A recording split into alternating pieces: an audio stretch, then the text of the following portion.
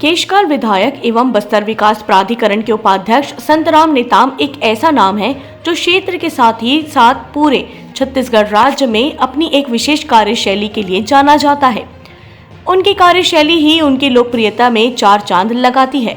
हमेशा ही वे क्षेत्र की जनता के साथ जनहित के कार्यों में आगे आकर जनता के साथ कदम से कदम मिलाकर चलते हैं, तो कभी जनता की मांग पूरी करने में एवज में स्वयं आगे आकर कार्यों में हाथ बटाते हैं, तो कभी सांस्कृतिक आयोजनों, धार्मिक आयोजनों में हिस्सा लेकर आम जनता का दिल जीत लेते हैं।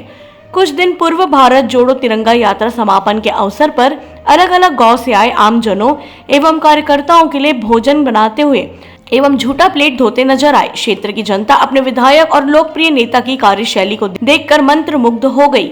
संतराम नेताम अपनी विशेष कार्यशैली की वजह से पूरे छत्तीसगढ़ राज्य में एक अलग ही पहचान रखते हैं। वे क्षेत्र की जनता के हर सुख दुख में हमेशा साथ खड़े नजर आते हैं, हमेशा क्षेत्र की जनता के हित में कार्य करते हैं। यही विशेषता उन्हें एक अलग पहचान देती है और यही उनकी लोकप्रियता का सबसे बड़ा कारण भी है। केशकाल से राम कुमार भारद्वाज की रिपोर्ट।